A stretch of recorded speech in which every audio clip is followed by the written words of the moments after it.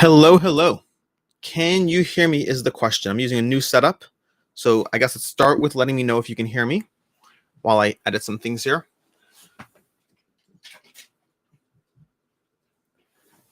Alexa, turn off basement. Perfect. Okay. Exactly. Yes. Turning off the basement with a little bit of backlight tends to do a better job. This stuff you're seeing me doing, by the way, this is all my usual pre-video setup while I tilt the camera the right direction, try to get some games in, then, adjust the lighting, all that, move that wire, my charging cable out of the way. One day, maybe one day, I will have a, yes, this is Alex from BoardGameCo. Yes, Sippy the one. I am indeed Alex from BoardGameCo. Hey, Nathaniel, or Nathaniel, I don't actually know how to pronounce your name, but yes, it is chat time. But yeah, I do all this setup. Eventually, one day, I hope to have a actual studio or something I can actually work with. But until now, it's basically me running this in my basement. You see, I have a folding chair behind me. I have these things in there half the time. That's because my wife actually last night, she said this is actually funny. She said that she wants to spend more time with me because I'm always doing videos now. Don't get me wrong, we actually have movie night twice a week and we play board games multiple times throughout the week. But we still like just being around.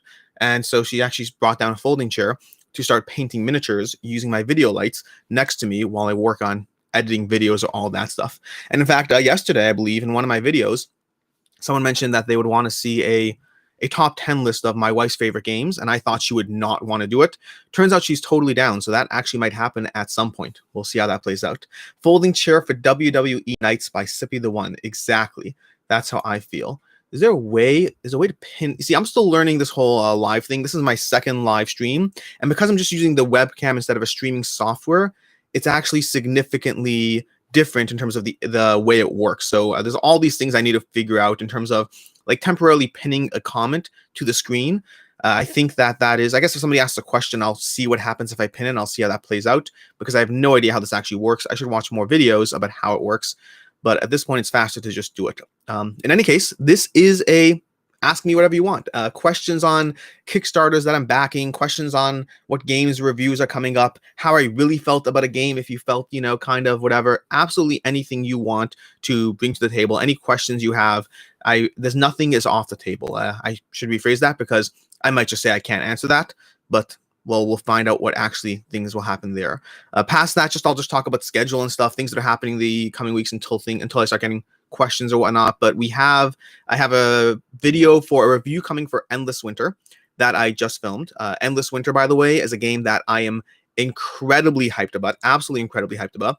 And it is a game, it's a review that's going to be very positive. I have one or two critiques about like fiddliness and stuff, but I am incredibly excited about Endless Winter. We have, let's see, I'm going to have a question now. Let's see. Tell me, by the way, if this properly pins on the screen because I have no idea. So we have, no, it's being pinned in the wrong area. So I'm going to remove that. I don't actually know how to do this here. Did you get Cthulhu Wars to the table net? Put user in time? I have no clue. I'll figure this out later.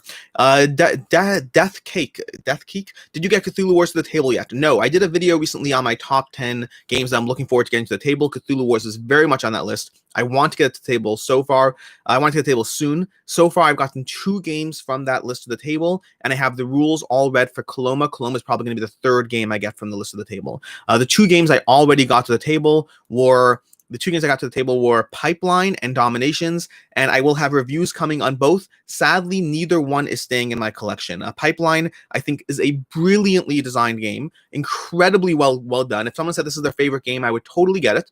But to me, it just felt very dry. It felt very mathy, very calculating everything out without having the payoff of player interaction to the level I want. So Pipeline is a game that I'm not keeping. Dominations will also have its own full review as well, but Dominations is kind of a different. Dominations, I'm actually sad that it's going away. I kind of want to play it more. I enjoyed a lot of aspects of the game, but I felt the gameplay was significantly too long compared to the experience it delivered. It felt like it was a 3.5-hour game, and the gameplay is worth a 2-hour game. So those are both gone. So far, we're 0 for 2 on games that I was excited about, which doesn't bode well for the rest of the list. That being said, I will say Coloma rules do have me excited. No idea if I'll keep it. We'll see how that plays out.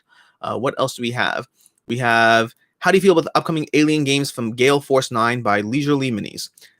I don't care. I tend to be much more interested in games that are off-brand, but representing something, kind of like Nemesis for Aliens or Zia for Firefly. I think it might be pronounced Ja for Firefly. I tend to like it more when, what's that Civ game? A Clash of Cultures versus Sid Meier's, or Through the Ages versus Sid Meier's for Civ.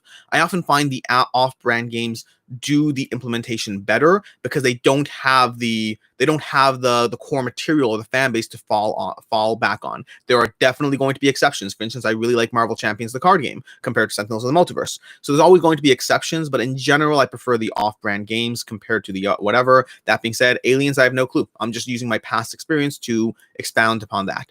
Paul J, how do you feel about the upcoming Darkest Dungeon board game? As of right now, very similar to Hell, actually. Hell is a game that I backed because I was interested in the miniatures, but I was very worried about the gameplay. I know that there were people who enjoyed it, and that is one of the reasons why I was willing to give it a shot if I didn't have that knowledge.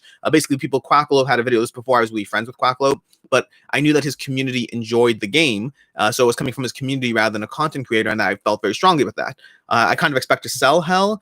Darkest Dungeon, I'm kind of in the same space, because if you pay attention to the people who have played the game, if you pay attention to the reviews on the Dicebreaker video, the comments on the Dicebreaker video, and I actually watched the full gameplay, it looks completely uninteresting to me. The miniatures look gorgeous. I had a podcast recently with Sam Healy where he said he enjoyed it, and so that is, I mean, my tastes have generally aligned with Sam, so I'm kind of interested because of that. At the same time, I do have to discount to an extent the fact that he does work for Mythic Games. Much as I like him, it's very hard to say, hey, this game sucks. It's not something I expect from him. So I am wary of the game while being very interested in Darkest Dungeon. I'll see more. I may end up in the same space where I back it, expecting to sell it, but I'm also realizing that I'm getting more and more games, and because I'm doing Kickstarter reviews now, I have even less time to play those games, so I may end up holding off.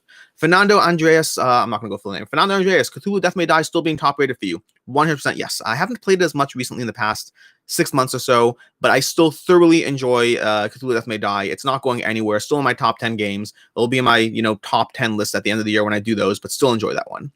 Sandro Senga, what do you think about the Valgari Eloquentia? Have you ever played? I have not. I've seen the game before, never actually got to the table, never even made it to the point where I looked into it more to find out what interest level I may or may not have, so that one just missed for me.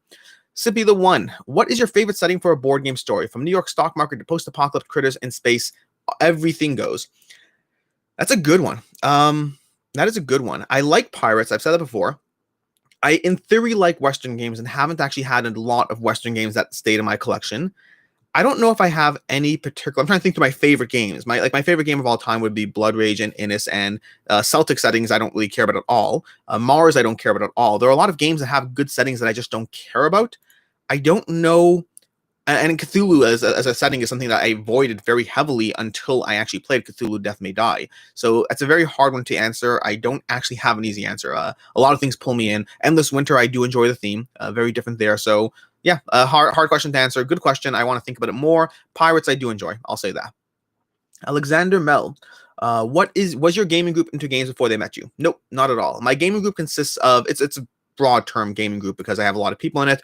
My core gaming group is just, I'm the original gamer. None of the rest of them even own games because they have me.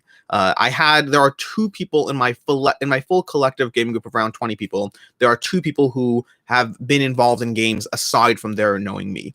The rest of them are literally just from my groups of friends. I have slowly introduced board gaming to all of them. And I generally think if you do it right, I generally think board games are a hobby that most will be pulled into. Especially, I think in general, we are attracted to people who are like ourselves. We are friends with people who are like ourselves. I'm the kind of person who will read books over watching a movie and play board games because I enjoy the challenges presented within. Assuming I'm friends with people like that, and I am, then most of them should be primed to be willing to play board games and to like them and enjoy them and give them a shot, which has historically over time happened. My core gaming group are all people who had no knowledge of board games until I brought them into the world, and now they're playing these giant games with me. I have on my list, actually, one of my backlog lists is talking about ways to get people into gaming, and I plan on going through this journey. I don't think there are any perfect answers, but I think if you are friends with people like yourself and you like board games, I think there will be overlap. Not 100% overlap. I do have friends that have no interest in games at all, but I think there will be overlap. Nas Dormu 1982, Quad Heroes. Yes, Quad Heroes is a great game. Thoroughly enjoying it. I really like it so far. I have to continue playing it. I want to put out a review, but I want to get a few more games under my belt before I do. I really like it though, and I'm looking forward to the upcoming Kickstarter. Diego Orego, best digital board games you play. So it used to be Through the Ages. The problem is Through the Ages as an app was one that I enjoyed and I realized the question, I took it a certain way. I took it as app. But Through the Ages, I enjoyed so much that I actually ended up getting back Through the Ages. And at that point, I stopped playing the app. I generally don't play apps of games that I play in person because I don't want that gap in player experience to drift too much. I don't want to be the person at the table who knows the game so much better because I've played it 14 times. So Through the Ages would be the best app. Digital board games, we've played a lot of, in terms of playing online, like Yucata or whatnot. I think the most played game I've played on Yucata is probably Bruges. I really enjoyed that one. That also is a game that I have a ton of fun with it, but lots of good games on Yucata to enjoy and play. What do you think of games made up of modules? I'm not sure what that means. I will say, if you want to clarify your question, I'll get to it soon when we come up to it. But I will say, if you mean so let's say expansions. Expansions often have modules, which I don't like modules as much. I kind of want you to tell me what you think should be in the game. One of the reasons I don't design games is because I'd rather play the game the way you created it instead of trying to figure out myself the optimal game. And so that applies to modules. Generally, when you put modules in a game, at the end of the day, I'll just play them all until I have played them all and make a decision. But I prefer if you just give me an expansion as opposed to modules. Not a strong preference, but it is what it is. Alexander Mel, what games have you played expecting not to like, but ended up loving? That's a hard one. 1775 offhand. The reason I say it's a hard one is because generally I don't play games expecting not to like them. I play games being less excited about them, but actually expecting not to like them is rare. Usually what has to happen for that to happen is that I get the game because I'm excited about it. I read the rule book and I'm no longer excited after reading the rules. But then I kind of am invested enough because it's on my shelf and I've read the rule book that I get to the table anyway. That's usually what has to happen. And it's rare because sometimes what ends up happening is the game then sits on my shelf for long enough and I realize that my excitement has driven it to a point where I will not keep it in my collection at all. So I get rid of it. But 1775 is definitely one that I was excited about. I got it. I read the rules. I was like, I don't understand the game here. But then I played it. And it's a game that the rules are very simple. But the game actually ends up being far more than the sum of its parts. And I really enjoy 1775 a lot. I have to think if there's others, but that's definitely one. Oblong, have you ever painted a miniature? If so, let me see something. If not, why not? I have painted a miniature. 1 second. So this is my wife's miniature that she's currently working on from Blood Rage. I don't know if the camera will focus here. Let's see. Maybe if I move out of the way. Nope, doesn't work. Doesn't focus. But I have painted miniatures. It's actually something I got into shortly before I started doing YouTube. And I really enjoyed the process of painting miniatures. It was a lot of fun for me. But at the end of the day, what ended up happening is everything's about choices. And many people have commented, like, how do you do a daily video when you have 4 kids, a job, a BoardGameCo, and now YouTube? How do you do that? And the answer is by cutting every single thing out of my life that isn't my core focus. And core focus in this case right now is YouTube over painting. I have a ton of painting supplies. I really enjoy painting. I have done some painting, but I haven't done a ton. The problem is at the end of the day right now, painting is secondary to everything else that is important to me. And so I have dreams of one day, retiring and playing more board games, being more involved in YouTube and painting more minis. But for right now, painting is secondary to the other things that are of value to me. I do really value it. And it's the first thing that's coming back into my life as soon as I have more time. David Sterling, have you tried a game for the first time on TTS?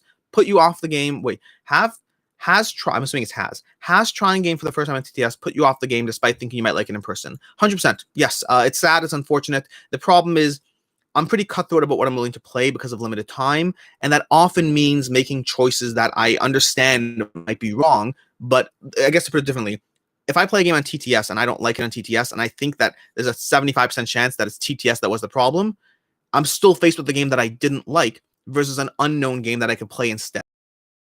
It only has been a case 100%, meaning I'll recognize this Nemesis is a game that was on Kickstarter recently. I played it on TTS. I think that I wouldn't like it either way. I think there are mechanisms in the game that aren't for me. Nemesis Uprising.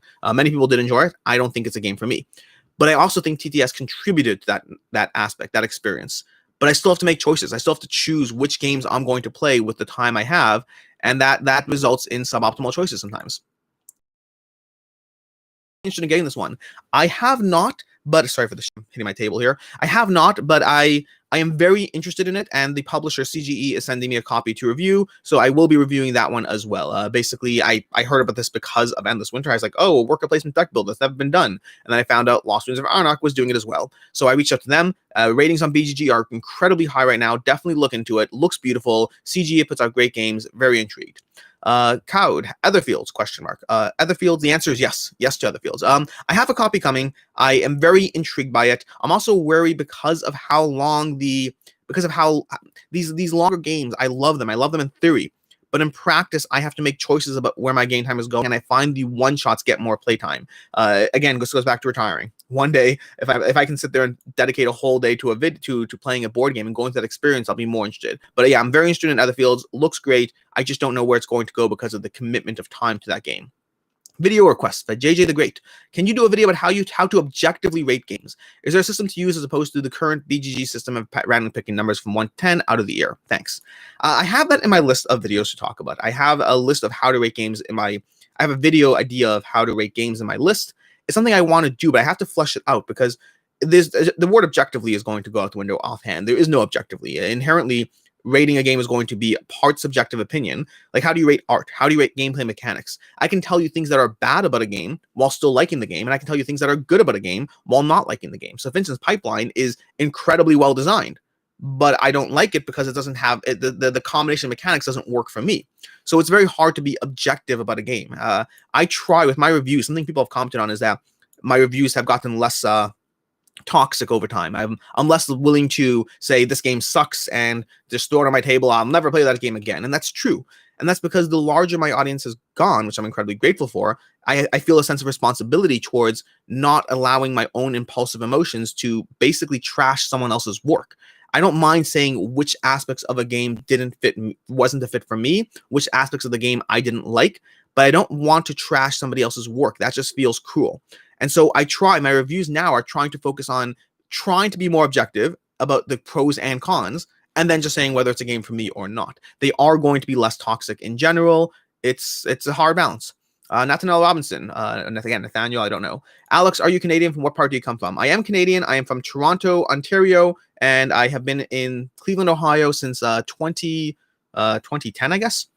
Tim D. Pledged Machina Arcana after watching your video. Was on the fence. Thank you. You're welcome. I am so excited about the game. This goes exactly to what I said a minute ago about how longer games are harder to get to the table for me. Machina Arcana, I can get to the table incredibly quickly. I am excited about the fact that I can set it up and get running in literally like 5 to 10 minutes and then play a full game for, maybe an hour and a half, 2 hours, and pack it up and move on.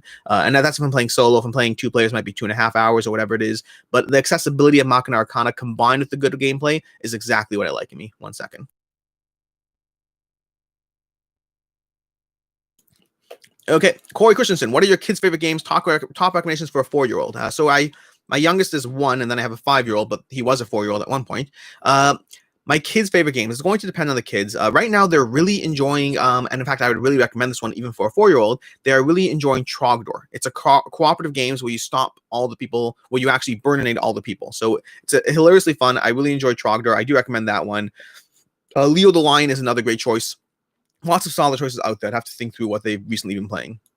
Asiphidius, top 3 most anticipated upcoming Kickstarters.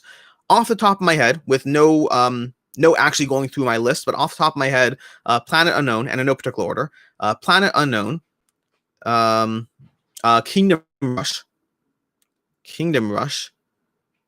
maybe Bloodborne. I'd have to think. I'd have to really look at a list. And this is a video series I actually just started doing of looking through, and I have a video I already filmed that hasn't gone up yet.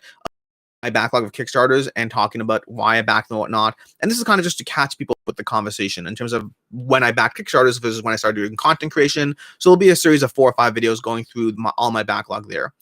Then we have Paul J. It just looks like DD game is going to be crazy expensive. Also, as you said, I feel iffy with the gameplay.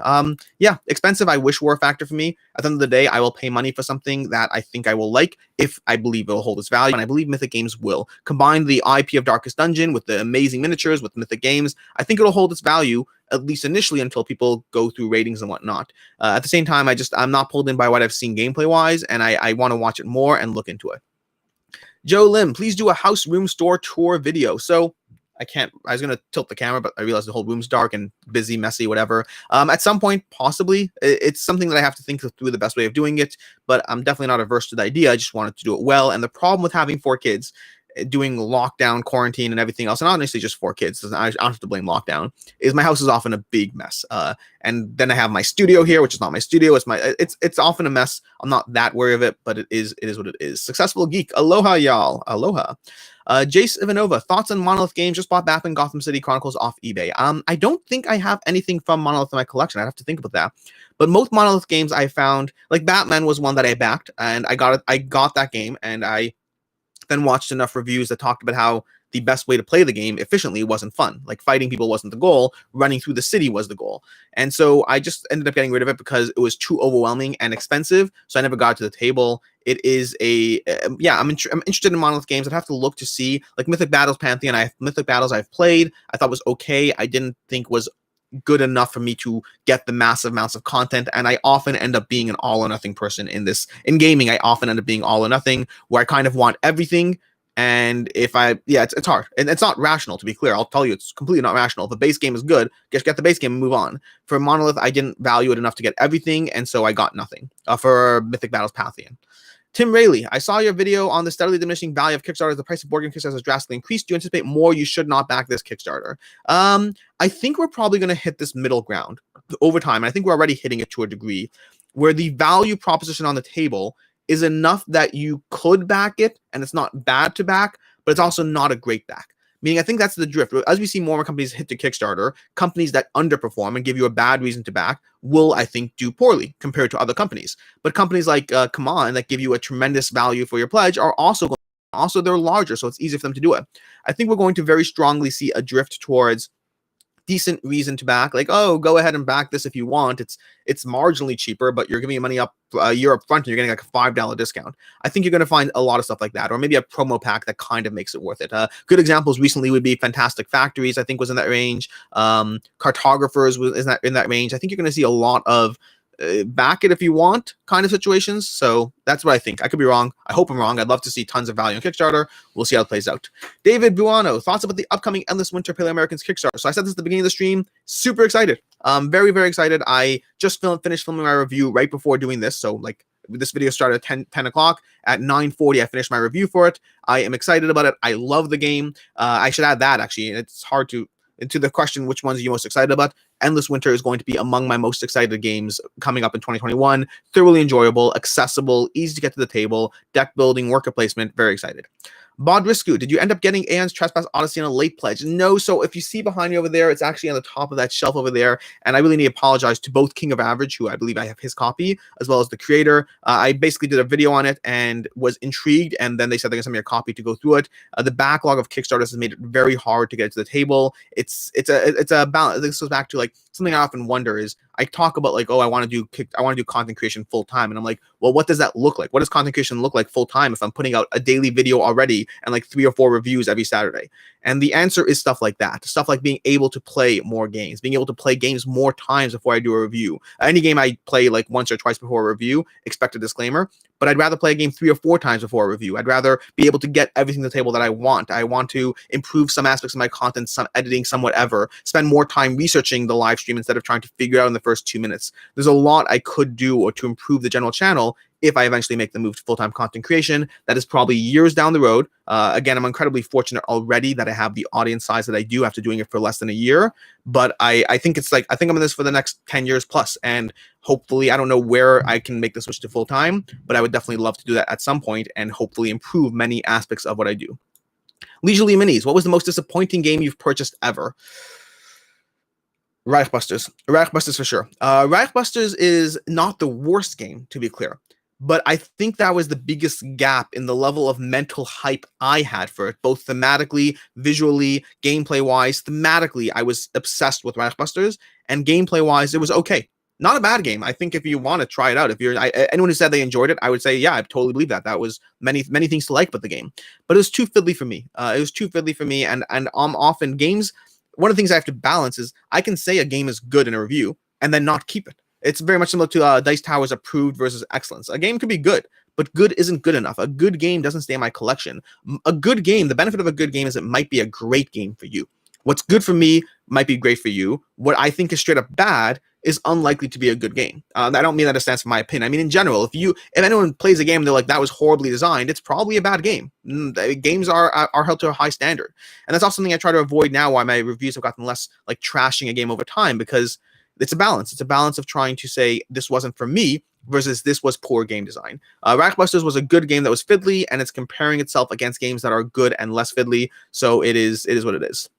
Alexander Mel, what's the longest game you've played? A game that I already talked about it. I think I already talked about it this stream, which is Through the Ages. Through the Ages is the longest single game I've ever played, coming in at 7 hours, when I taught the full game to a bunch of new people and then proceeded to play a 4-player game that we started at 10 o'clock at night and went to 5 o'clock in the morning. That was the longest game I've ever played, and it's also why I got rid of Through the Ages because of that. I was like, I think Through the Ages is incredible. I'm never going to do that again.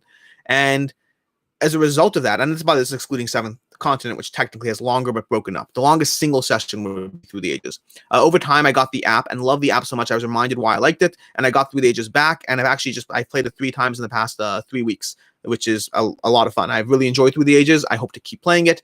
It's a game that I'm never going to play it at 4. I don't think I will ever play it at 4 players again, but at 3 players, I really enjoy it. At 2 players, I really enjoy it, and Through the Ages is an excellent game. It's actually something I don't talk about really, but I plan on doing a video on this as well, is the idea that you, the audience, only really sees all the time I spend on new stuff. And so I get people who might think that I'm cult of the new, but 75% of my games are actually, of the games I play and the time I spend on games, more than 75%. I think I have to check my stats, but I use board game stats and I track things. Roughly 80% of my game time, 75 to 80% of my game time, goes towards older games that I already enjoy. I just am less likely to put out content on those because people care about content of new stuff. So I'm doing Pipeline, I'm doing Dominations, I'm doing videos. Anything I put out in my video where I said games I'm excited about, I'm going to do a review on it once I play it. But not everything is going to get a review, even games that are great and amazing. Successful Geek. How do you feel about TTRPGs compared to BGs? Do you play them at all? And if you want to get someone to try an RPG who plays BGs, what would you do to intro them and vice versa? I'm not entirely sure what falls under the category of TTRPGs. I'm not sure. Are we talking Madara? Are we talking Gloomhaven? I don't know how far. I don't know the exact category definitions there. But I like board games. I tabletop role playing games. If you literally just mean what's it called? What's the most famous one? The most famous one of all time is, I'm totally blanking on this. I'm sure someone's commenting in the stream lower down. Let me see. I don't know. Oh, I'm way back on the questions here. D&D. Thank you, Ravinator. So the answer there is I don't play tabletop role-playing games. I played one a long time ago, and it wasn't for me. I blame the moderator 100%. I think it was a horrible moderating experience, but at the end of the day, I didn't enjoy it, and so I just didn't go back to it. I'm open to the idea, but I also think that I prefer the confines of a board game. I don't like the open-world nature of saying what will happen. Give me the rules and I'll play the game. That's what I tend to like. But again, it was a bad first experience. I'm sure Jesse from Quacklope will pull me into a D&D game and I will either have fun or I won't. I assume not, but I'm open to it. David Sterling, this time next year, do you think we'll have lots of crowdfunding sites competing or still Kickstarter dominant?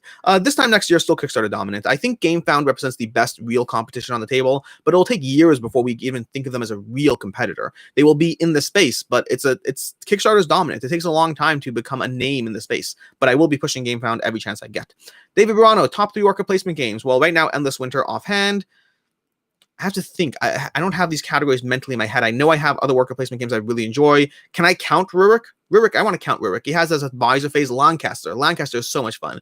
I'm sure I'm just going off the top of my head. Lancaster, Rurik, and Endless Winter would be my top 3 favorite worker placement games off the top of my head. Do not hold me to that. Nothing Robinson, how do you go about evaluating the risk of a new publisher on Kickstarter? Good question. So a baseline is what are they doing? How well is the Kickstarter put together? If they managed to put together a Kickstarter that looked good, that looked reasonable, they're already part of the way there. Doesn't mean it's safe, but they're part of the way there. Having people from other companies on board, being involved in other reviewers, these are all things that are good points or whatnot. The most recent one that was a flag was Desolation. I think that's the name, was on Kickstarter recently that looked good, but it was a little off. And sure enough, they have like 6 different companies that they've done or whatever. So generally, I would say when the Kickstarter page looks incredibly premium, it means that they've invested time, energy, and money into being a pretty good company. It's something to be careful of, be mindful of, but overall, the ones I back are rarely ones that I'm worried about. Sippy the One, do you play two-player games? If yes, who do you play them with? I back Soul Givers. I can't wait to play with my sister. I play two-player games primarily with my wife, and then with my core game group members when we're alone, when it's we're waiting for someone else to show up. I will often play two-player games as well. I play a lot of two-player games. Anything we see a bunch over here. I have Mandala, Terra Nova, War Chest, Res Arcana, lots of two-player games. Really enjoy the category. Oh, Paul J. I was wondering if you had heard of Spire's End. It was a small card game style. There was a D&A company, but so I have heard of Spire's End. I'm excited about Spire's End. Quacklope, I know, loved it. I know that the reviews that have been coming in have been very positive, and so I've heard of it, but I have not done anything with it. Alexander Mel, did you pair magic tricks to show for us today? No, I completely forgot. I apologize. Do I have anything I could do here? No, I don't. I don't have anything. It's all good. No magic tricks today, or at least not yet. DF, how do you feel about companion apps? I don't mean app-driven games, but games that have apps to help with tedium and resource management. I wish more games did it. I like the concept. They don't take me out of the game the way an app does, but practically speaking, there's very minimal that I use. Gloomhaven has a helper app that's great. Past that, I really don't end up using them. I find that the extra work involved in being on top of an app generally takes a lot for that to be better than me just being involved in the game, but that's my own 2 cents. Craig B, if you only keep 5 games, which one do you keep and why? Oh, I hate these questions. I don't actually hate these questions. These questions are like a full video, a full talking about it. Offhand, Innis, probably not Blood Rage, which would be surprising because Blood Rage is my favorite game of all time. But if I'm only keeping 5, I have to diversify into certain categories. Now, I actually used to have a top 10 list that did this, where I try to cover all the, for myself, not for YouTube, where I covered all the categories I wanted, but it was top 10. Top 5 is pushing it. Innis, probably Codenames Duet. It both covers the party game as well as 2-player, as well as teams. Good for larger player counts. Prime at 2. Terraforming Mars is great. Good overall, general game. Lots of drafting, lots of player interaction. Plays well with 2, 3, and 4 players. Also plays well solo, so that we have 3 so far. 4 and 5. I love Cyclades. I love Kemet. The problem is Innis is my favorite in that category. I'm trying not to overlap. The Food Chain Magnet is way too inaccessible for that category. Cthulhu Death May Die, probably. Or Zombicide Black Plague. One or the other. I'd probably pick one or the other, not both. 5, I'm going to give myself an out and walk away from the question because I don't know what I want to commit to. But those 4 would cover a pretty decent grouping. My biggest thing would be trying to cover as many different categories, from solo to 2-player to heavy optimization. I guess I don't have a Euro in that category. Maybe Brass? Maybe Coimbra? It's hard to know because I think any Euros in particular, I find that the more you play them, the more stale they get, versus games like Blood Rage or Innis are more player versus player and less self-optimization of your own engine. But Coimbra has a lot of interaction, so does Food Chain Magnet, so maybe one of those. David Sterling, did you watch Tom Vassell versus Quinn? Whose tastes more closely aligned with yours? I started watching that, and I hate to say it, but I was bored, I guess. I got halfway through, and I was like, this wasn't... It was just it didn't really do it for me. And I like both their content, to be clear. Just that video I didn't particularly care about. Whose tastes more closely aligned with mine? Probably Tom Vassell. Shut Up and Sit Down. I like their content. They have definitely given me games that I enjoyed over time. Istanbul is a game I love. I overlap with them there, but most games I don't overlap with them, versus Tom Vassell is probably more 50-50. Norris Nomu 1982, you could actually make painting YouTube videos on the side. So I have thought of that. 100% I've thought of that. I might, and that's something I think I would do, by the way, but this goes back to full-time content creation. I think I would probably paint miniatures and turn it into, once I'm doing YouTube anyway, I'd probably have a second channel devoted to painting miniatures and cover that. I think I would 100% do that, but that goes under the category of full-time content creation. It's not something I see myself doing anytime soon. Eve Booth, from the games you have backed on Kickstarter, which ones are you most looking forward to arriving? So we covered that already, so I'll skip that. I guess I'll recover. So I said Kingdom Rush. I said Bloodborne, and I said Planet Unknown. And again, I'd have to go through my full list. I'm sure there are many that I have forgotten that I'm very excited about. I don't have a list in front of me at the moment. Hagburn, multiplayer games that are best with 2 players. Isn't that a 2-player game? I'm not sure what that means. Are you looking for 2-player games or games that are really meant for 4 but still good with 2? Endless Winter would fall into that category. And Endless Winter is going to be a lot of answers here because I literally just did a review for it, so it's just front and center on my mind compared to games that are on my shelf waiting. Through the Ages is multiplayer but also good with 2. Or, again, you said best with 2. I'm not sure I understand the question. Arkham Horror LCG, have you got any upgraded components by Liquid Moon? No. In fact, I think I'm going to be getting rid of it, sadly. And it's not because I don't like the game. It's just that I have to choose which games get my time, and I barely have time for Marvel LCG right now, let alone for Arkham Horror LCG, and from the 2, I end up pulling up Marvel more. So I like Arkham Horror LCG. I am sad. I have a giant collection full of it, but I think it's probably going to be on a hit list one of these months.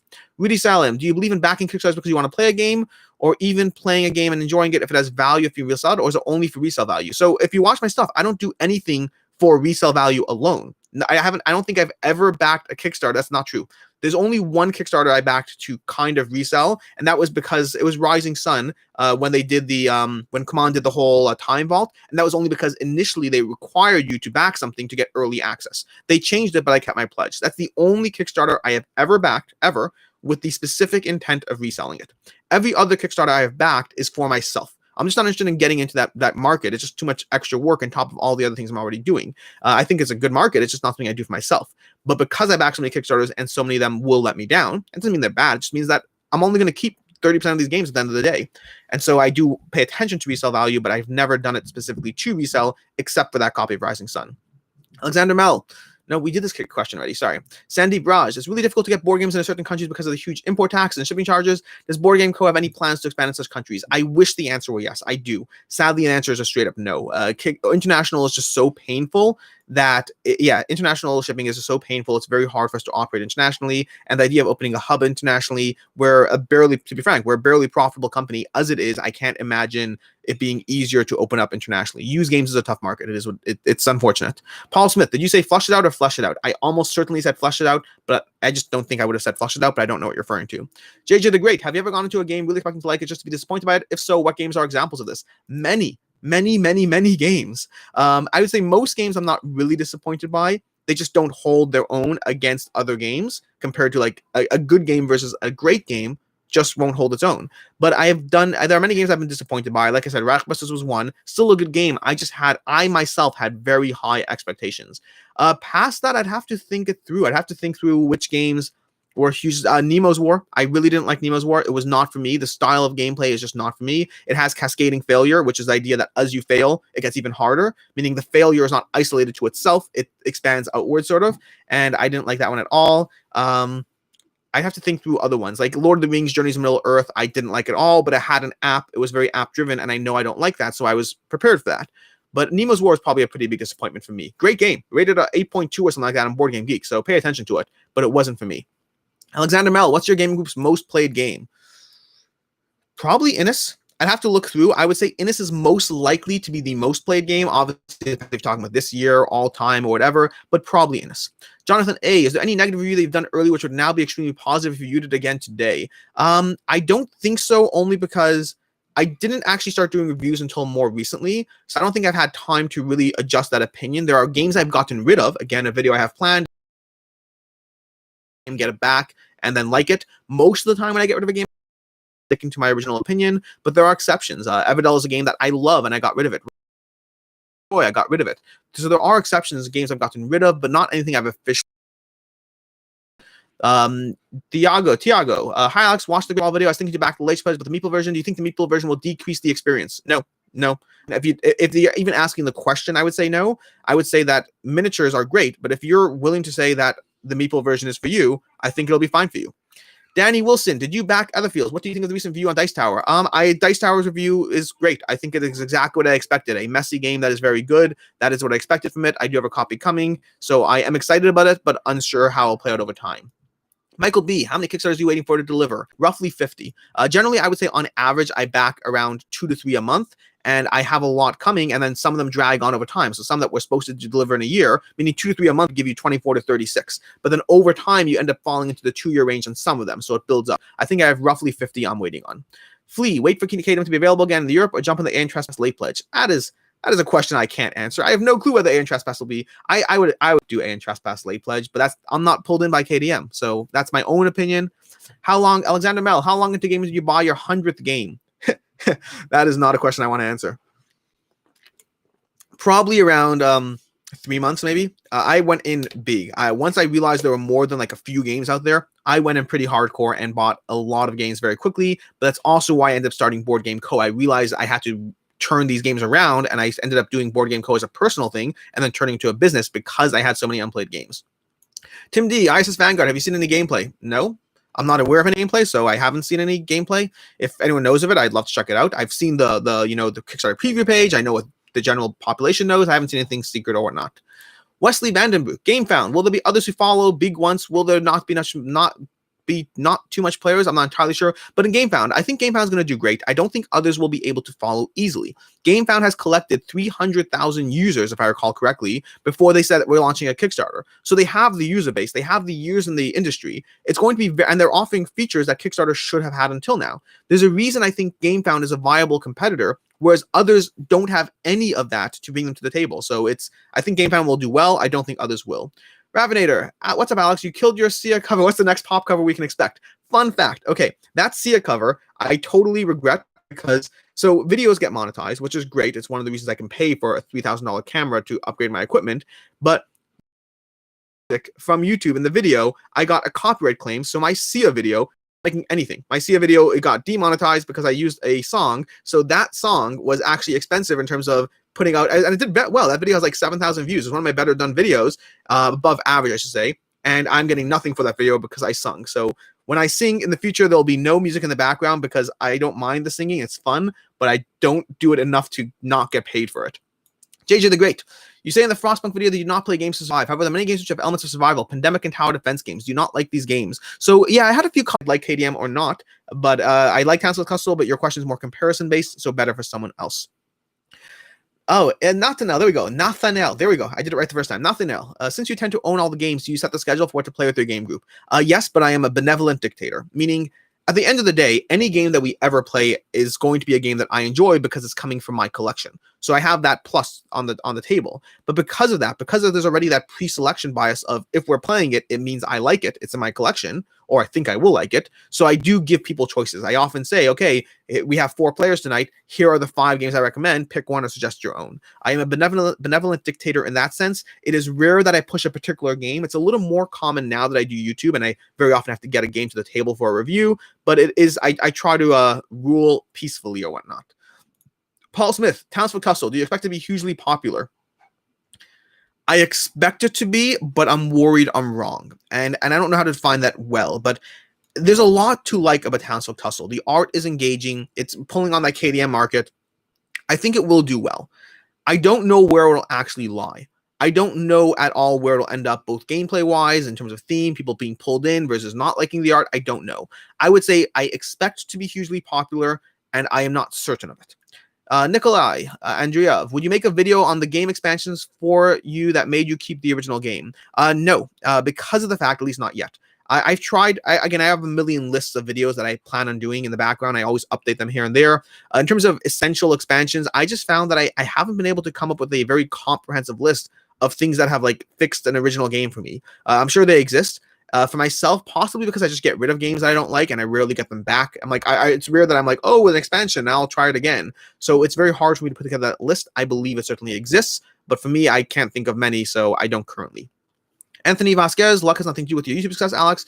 You work hard, have passion, and found a way to pick something to the space. Give yourself more credit. I appreciate it. I don't disagree. I think both are true. I think that what I do well. I'm not going to try to like humble brag or whatever. I think what I do well. I also think there are other people who do things well on YouTube that haven't had the success that I have had. And so I don't know how to balance that. I don't think I'm not doing, yeah, again, both things are true. I don't think I'm not doing things well. I think I know my stuff. I think I put out daily content. I think I'm passionate. I think those things are true. I think other people have that too and haven't managed to grow as quickly as this channel has. And so I'm not like saying, oh, I just got lucky, not in the slightest. But in comparison to others who also have that passion, I have been very fortunate, and I will never downplay that degree of both things. And I'll never downplay either. Sasha BG, hey, will you make an update about Cactus Town? I have to take a look. Is there something to update? I don't know offhand. And I don't always do updates on everything. I do keep an eye on things, but I keep an eye on the bigger things the more, to be frank. So I don't have an update offhand, but I have to take a look for that. Okay, I lost my chat here. Alexander Mel, what other hobbies do you enjoy outside of games? Nothing anymore. Painting, really, like I said. Painting is one that I enjoy, but also I don't have time for anymore because of, well, board games. And so I deprioritized it. I used to watch videos, or I used to watch TV all the time. I don't watch TV anymore. Now I have a movie night I have a movie night twice a week with my wife, and then we watch like a TV show every night. By the way, I have to thank Tom Vassell on this one. The Everything Wrong with TV show, which he recommended, is amazing. I'm really enjoying that one with my wife. But like, I don't watch TV myself anymore because it's gone. Reading. I don't read anymore. I used to read a ton. Now all I do is read rule books. Again, at the end of the day, I have a wife. I have a wife, 4 kids, a job, BoardGameCo, and YouTube. And that means I have to be incredibly precise with what I cut. Video games. I used to enjoy video games. I still enjoy video games. I just don't play them anymore. I actually do plan on playing Far Cry 6. I'm excited for that, but barely anything else do I make time for. Paul J, what are your top 5 most underrated games? Okay, so underrated is a tricky one, but if you're just mean what are the 5 favorite games that I think others don't know about or appreciate as much, it would be Terra Nova, Besieged, Rurik. Rurik is liked by many, but not as many people know about it as I think they should. Innis. I think Innis at 100, and like it's at 137 on Board Game Geek. I think that is criminally underrated. I think Innis is it's my second favorite game, and it's only second. It's more accessible than Blood Rage. I would keep it over Blood Rage, but I still like Blood Rage more. And a fifth one. Again, I'm just going off the top of my head. Don't hold me to anything here. I don't have an easy fifth one. Other games that I really like that are not as well liked by the general population. I don't have a fifth offhand. It's a good question. Alexander Mel, do you enjoy reading rulebooks and teaching games? No, absolutely not. I don't mind it, but I don't enjoy it. I would never read a rulebook or teach a game if I didn't have to. Now, it doesn't mean it's a problem. I don't resent it at all. I'm totally fine with it. I am the ideal person in my group to do that. I know them the best. I read the rulebooks all the time, and I do read rulebooks in my spare time, but I would never do it. I would never read a rulebook or teach a game if it wasn't for the fact that I have to do that in order to play the game. So I can't say I enjoy it, but I can say I don't mind it. Ravener, successful D&D. I'm catching up to 5 minutes ago on the conversation. Matthew West, if you have to guess at ISS Vanguard's core pledge, all in cost, what would you guess? So I'd basically just look at their last few Kickstarters in terms of most things are past data. So I would look at their last 3 Kickstarters, take a look at the starter pledge, see the variation therein. I don't know them offhand. I would take a look at Tainted Grail, at Great Wall, at whatever the most recent ones, Etherfields. I would look at the core pledge for each of those and just come up with the average number. That would be my guess as to the core pledge. Or I'd say I'd probably lean on the cheaper side. I mean, I'd probably say probably akin to Great Wall, but I could be wrong. It's less miniature heavy to the best of my knowledge. So I would say look at Great Wall, probably in that range. Carlos Alberto, the All In, I don't know, by the way. All In, I have no clue. I have no clue what level of content they bring. Carlos Alberto, sorry, I love Through the Ages. The problem with the physical edition is the poorly designed the cube system and counting every turn. Maybe this game always meant to be played digital only. Carlos, I completely agree. It is it is incredibly more accessible in the actual app itself. I play it online. I haven't played the Steam version. I've considered getting it to play along with my friends. I think Through the Ages is an incredible game that is better digital to a degree. But I also like playing games with people and playing them in person. And so I will take the less efficient experience in person because I still enjoy it. Also, I will say it gets pretty fast once you actually know what you're doing. So I agree digital is actually better, sort of, but it's not where I'm trying to play my games. Anima, I hope this isn't rude to ask, but I've wondered if any themes. Oh, good question. I love it. First of all, nothing is off limits. There's no such thing as a question that I don't like or don't mind. I will just tell you if that's not a question I'm willing to answer or whatever. But anything's on the table. My religion, my family, again, anything's on the table. I hope this isn't rude to ask, but I've wondered if there are any themes in board games you stay away from because of your faith. The short answer is no, but I mean, I'm assuming I probably have a problem with any video about, like, I mean, I remember there's an article once about a game where you had to try to be more efficient at putting people on trains to take them to death camps. And it was meant to be a psychological experiment, but if that were an actual game, yeah, I probably wouldn't play that. But like playing a game that has Germans as a side, like Reichbusters, I was willing to play Reichbusters. It has a little Hitler in the game. I don't really care. Massive Darkness. I had a few people that thought I would be more upset with the whole angels versus demons thing in Massive Darkness, and I don't care. My faith is my faith, and not to disrespect anyone who did mind, but my faith is my faith. The fact that somebody puts an angel in a board game and makes them the bad guys doesn't bother me. If you're okay with an angel in a board game at all, you're already a step. I am not that sensitive to most things, I would say. Attila, I can't pronounce your last name. Have you seen Takur on Kickstarter? No, I haven't. I have not seen Takur. Do you mean Taktiki? I assume not, because it's pretty different. I have not seen Takur on Kickstarter. Ravenator, what board game was it that got you into the hobby? I'll never forget my first game, Forbidden Island, and the people with me. I'm curious which one it was you would pinpoint, and where did it occur? It was in 2011 or 2012, and the game would be Small World and Stone Age. Basically, I'd played Catan and Carcassonne for years, but then my brother-in-law brought us. I think Stone Age was first. He brought us Stone Age to play, and we played, and I was like, that was a lot of fun. I really enjoyed that. And then like 2 months later, he brought us Small World. He had his own gaming group in wherever he was, Rochester, and he brought us Small World. And I was like, that was really fun. And I played that, and I was like, wait a second. He just brought us 2 new games that I really enjoyed. Is there like some greater hobby here that I don't know about? And I looked into it, and I proceeded to spend like $300 that weekend on a ton of board games. I found BGG. I found Cool Stuff Inc. I went on eBay. I made like 3 different orders from different places. One-Eyed Jacques, which I mentioned recently. So yeah, I got sucked in by a combination of Small World and Stone Age, pushing me over that I understood that gaming as a hobby existed. Ravinator, that was Ravinator. Paul G, have you ever thought about designing your own board game? I've written rules for 3 board games at this point, and I have no interest in taking that process further. This goes back to figuring out what you want to do with your life in general. And while the concept of designing games I find intriguing, I like the concept of writing out rules, thinking through, no, that won't work, rewriting the exceptions, probably because I program. I think it has many of those same aspects. When you program, you're effectively thinking through how things will work, and then building it, and then realizing it won't work that way and rewriting it. So I think there's a large similarity, overlap in terms of programming and board game design. But then the next step in designing your board game is actually playtesting and actual work. So the enjoyable part of coming up with the concept and writing a rule set, totally down for that. Done that 3 times. The concept of taking it to execution is a lot more work. I'd rather just play the game someone else designed that is thoroughly enjoyable. But this goes back into a category of full-time. If I was ever doing content creation full-time and a publisher wanted to work with me on a game, I'd consider it. But right now, it's just not a high priority for me. Why did Battle for Rakugan not make your top 20? Because it's not in my top 20. Battle for Rakugan is an excellent game. I think it's thoroughly enjoyable. I highly recommend it. I also highly recommend basically any single game I own, but they're not all in the top 20. I have around 200, 300 games I own. Carlos Alberto, which are your top 3 dungeon crawlers at the moment? So again, off the top of my head, Cthulhu Death May Die, Zombicide Black Plague, possibly Machina Arcana. Gloomhaven's tough because Gloomhaven's really good. I really enjoy Gloomhaven, but I just don't play it. So I don't know if I can rank that up there. So off the top of my head, I'd probably put those 3. Elvit, when will the government be mandating you put a warning? Watching Alex videos, Kickstarters can be hazardous to your wallet warning. Yes, they should. I talked to the government on that. It'll probably take about 14 decades. Alexander Mell, is BoardGameCo your full-time job? What does your wife do? It is not my full-time job. My full-time job is I am COO of a company that builds websites. And this goes into, like, again, I have theoretical plans of retirement one day, but I have to pay for family of 4. Plus, again, the whole Jewish thing means we send our kids to private school because of our religion, and that is expensive. It's not cheap. So it's expensive having a family of 4. I think it's more expensive having an Orthodox Jewish family of 4. So it's not my full-time job. I'm CEO of a company that builds websites, and my wife is a teacher at that private school that my kids go to. Leisurely Minis. Win?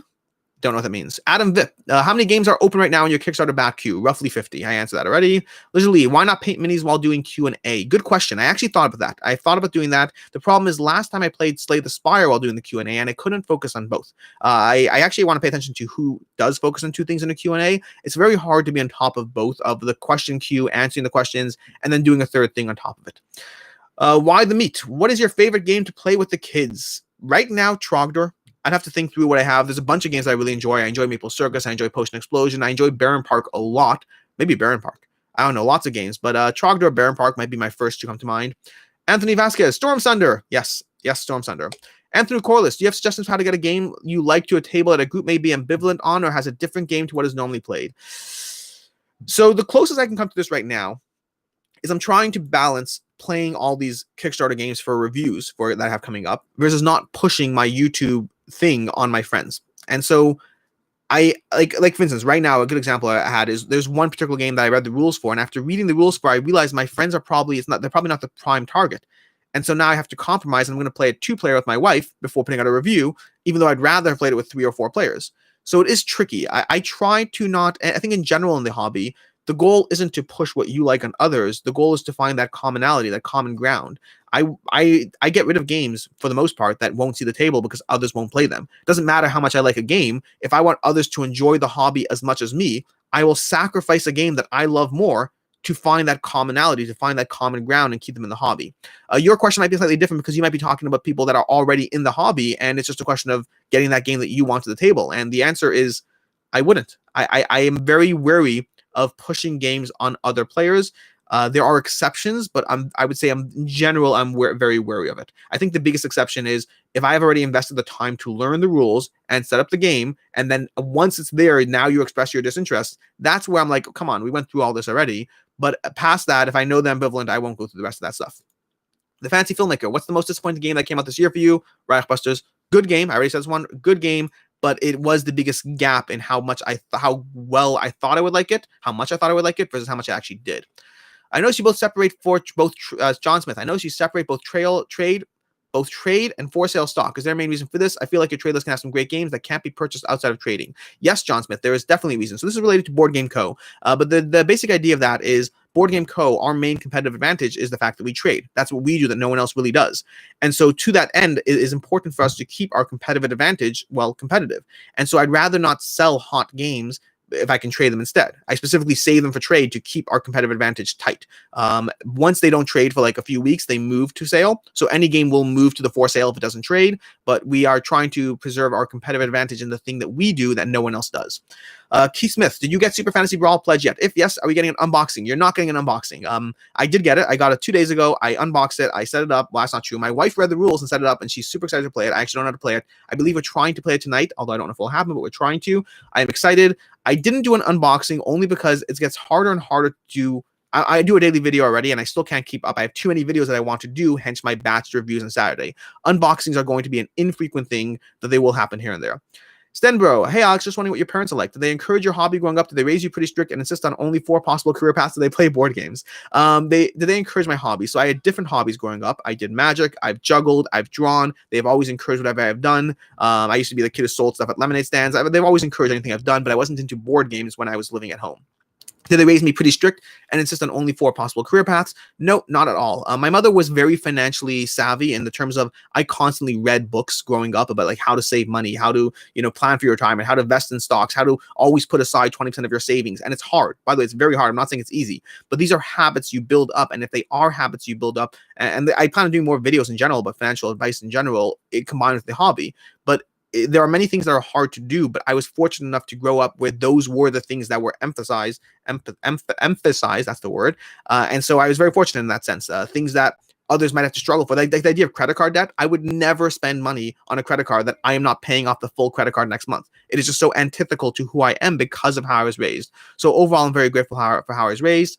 My parents do play board games with me now, but growing up, they played, standard games. They played Go or chess. They didn't really play any of the stuff now. Now they do.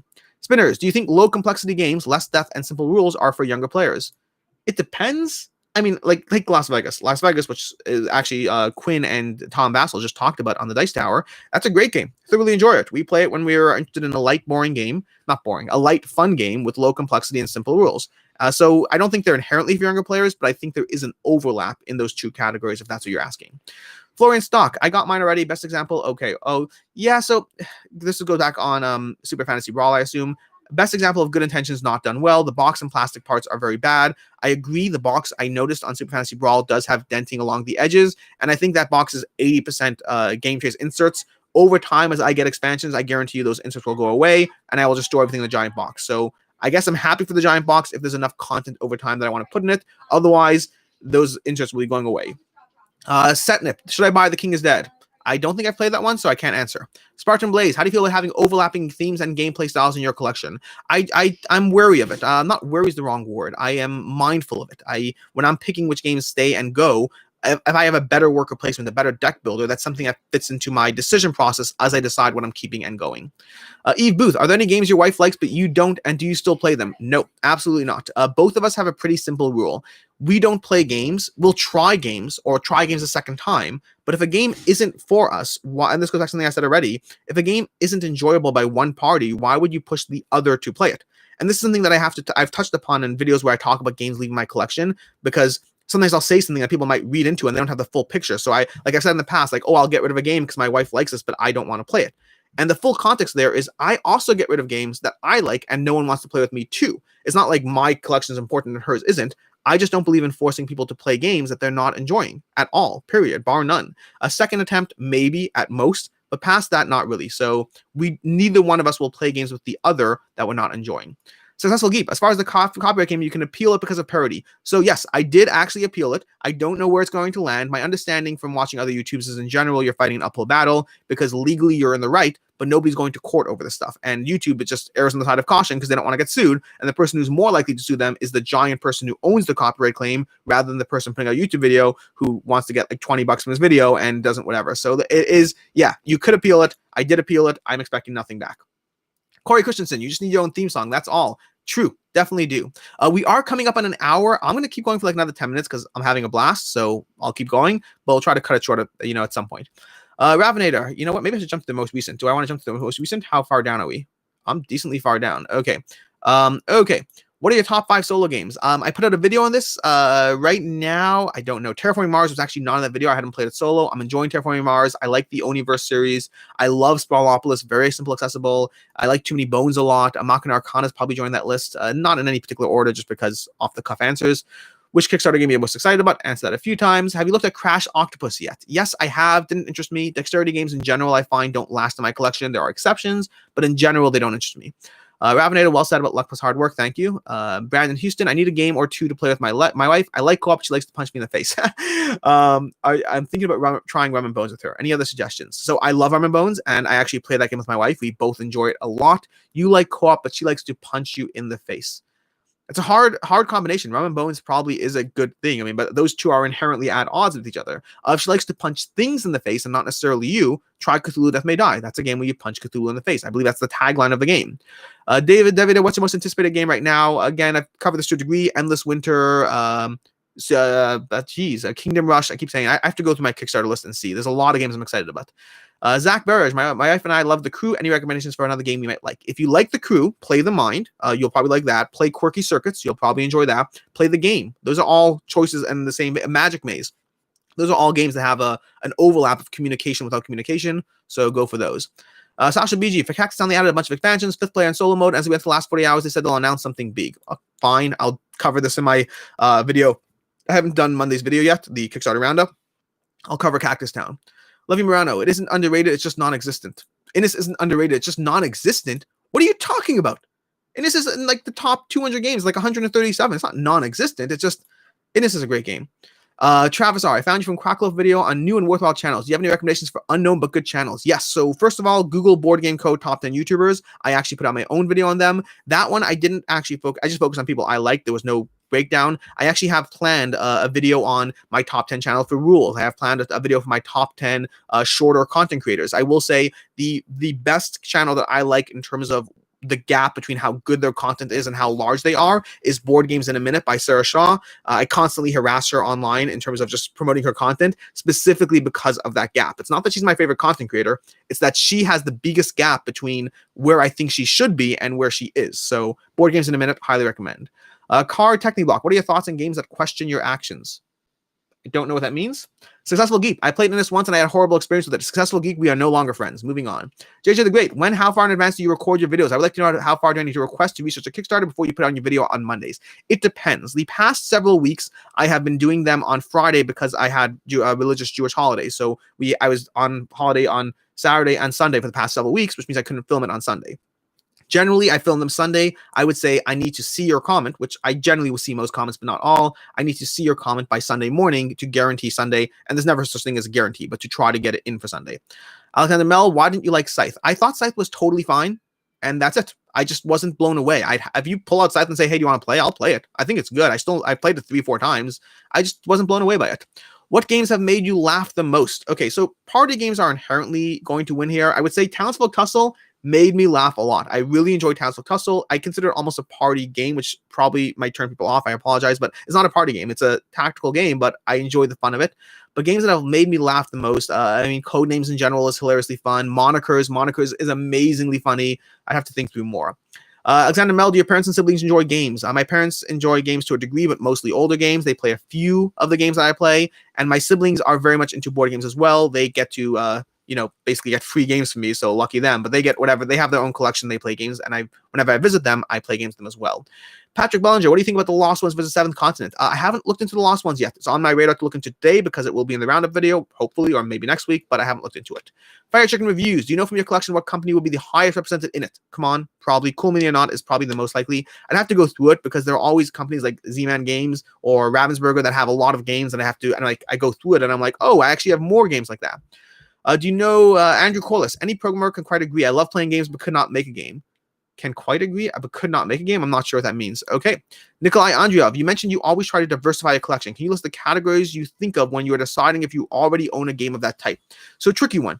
I don't ever actually sit there and say, I'm missing mechanic X, therefore I want it. It's the other way around. It's when I'm looking at which games to get rid of, I think, you know what? I don't let's take War Chest. I have War Chest and I have Undaunted, and I just played Dire Alliance, the new Kickstarter coming up, which has those same mechanics. And they all have a very similar deck building style that I just don't anticipate needing 3 of them. And so I anticipate getting rid of either War Chest or Undaunted because I want Dire Alliance. So it's more that I think of those categories when I'm getting rid of games or choosing what to keep. I rarely try to say I need to flesh out this aspect. Fire Chicken reviews, for example, me is FFG. Okay. Attila Sifra, you should definitely check out Takur. It's a 1v1 cyberpunk. I'll look into it. I don't know what it is. Alun Zid, I don't have Nakudos. Nakudos, I'm seeing someone with a Hebrew name here, but there's no Nakudos, which are the pronunciation aspect. What game is the best to play with some people that can't read English? I don't know. I'd have to. It's a good question. I'd have to think about it. There are a lot of good options for games that don't have text. I just don't have those in my head offhand.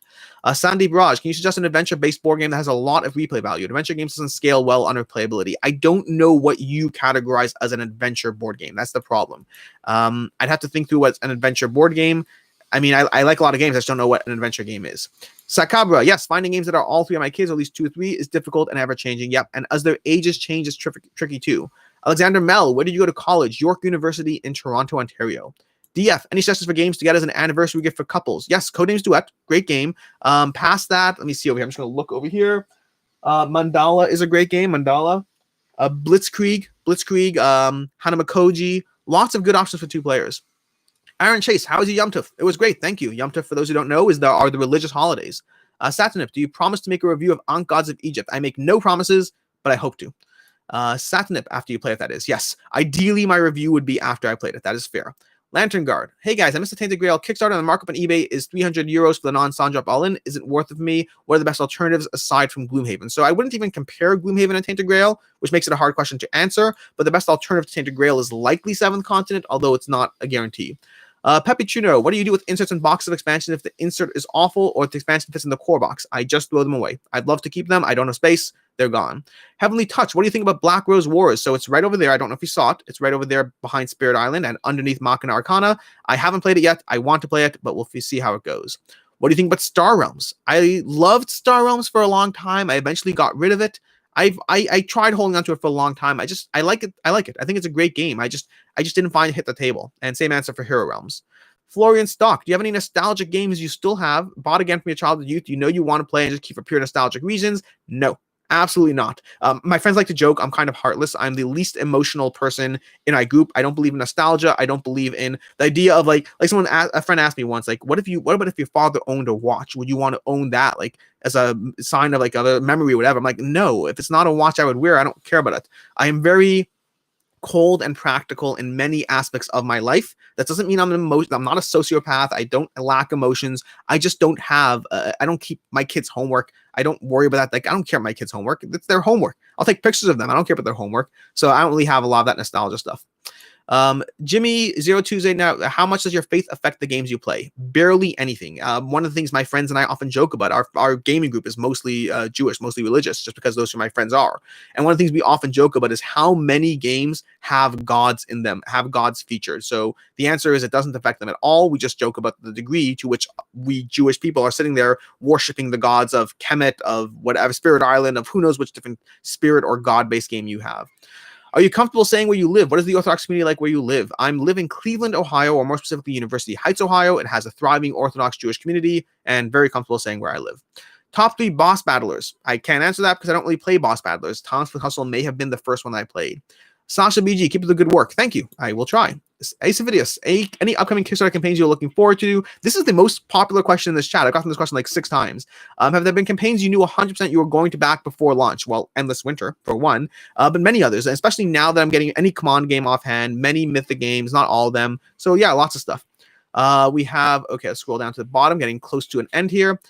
Which of your kids is your favorite? Great question, Alexander Mel. I refuse to answer that in question. I have an answer. My wife knows what the answer is. Many of my friends know what the answer is. And when my kids watch this video 10 years from now, I didn't say it on camera, so you're welcome. Leroy Porkins, excited for Dwellings of Eldervale and Altar Quest. Oh, Altar Quest. Okay, that one. In all those questions where someone said, what game are you most excited for? I am very excited for Altar Quest. Super excited. I've been seeing pictures of it arriving. I am very, very excited. Nathaniel Robinson, how do you tend to approach purchasing holiday gifts?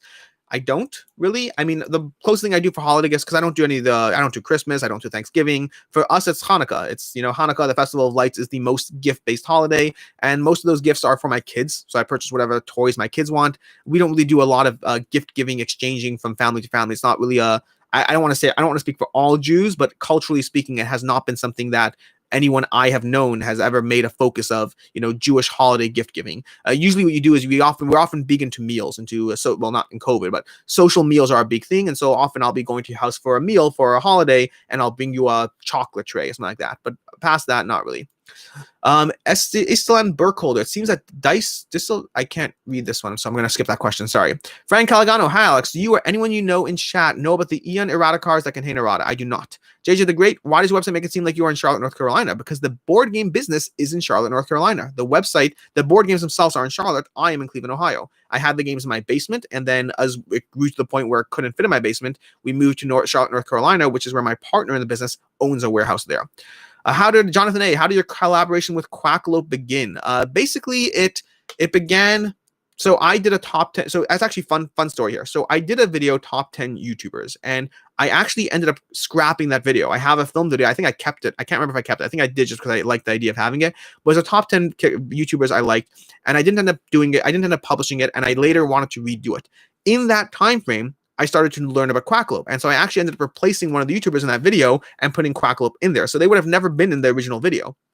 Then they saw it, and they basically reached out to me and said, hey, we'd love to talk. Thanks for including us. And I was like, great. I thought your content was excellent. And so then we're both like semi-starstruck with each other, because that's the way it works. Everyone's cool and exciting until you meet them. Then they become boring people. But I started talking to them. We agreed that we want to do a podcast. Since then, we're friends. We talk basically every day.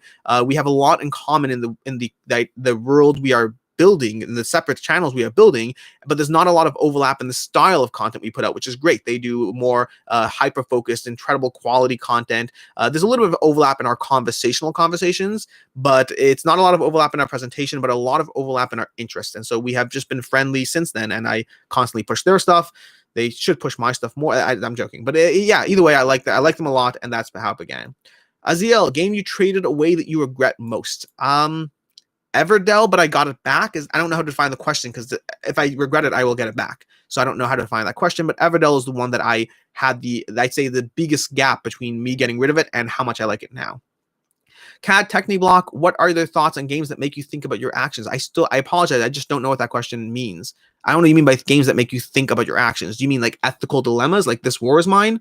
I don't particularly care. I don't really know. Liquid Moon, do you sleeve the cards from your games? As soon as I decide that I want this game, whether I want it for a week or 3 months, I sleeve the games. Sandro, are you Canadian? Really surprised to hear you went to York University. Yes, I am from Toronto, Canada, where I lived until I was 22, at which point I was born and raised in Toronto, Canada, and then I moved to Cleveland because my wife was from Cleveland and we were getting married. Yes, I got married when I was 22, by the way. That's another popular Jewish thing, getting married young. Alexander Mel, thank you for the Q&A. Yes, anytime. This has actually been a lot of fun, and I will have 3 years left 3 minutes left, not 3 years. 3 minutes. I'm going to try to wrap this up at 1:15. Eastline Burkholder, I think dice have been maligned. Okay. Not sure what that means. Right.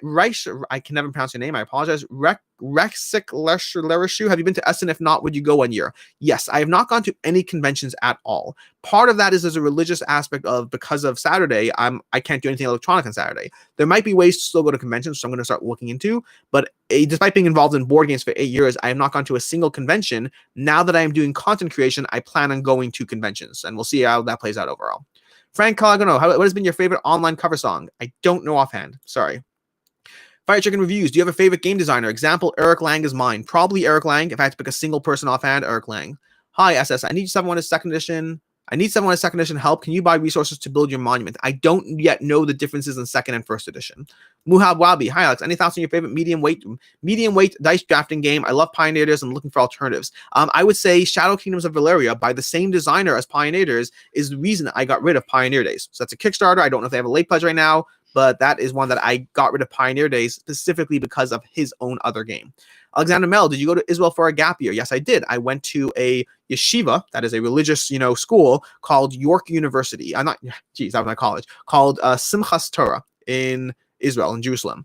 Aziel, knowing the size of your collection, do you bother with expansions? Yes, I am a sucker for expansions. If I like a game, I get all the expansions, but I only incorporate them as I need. So I have had games with expansions that I just haven't played in years.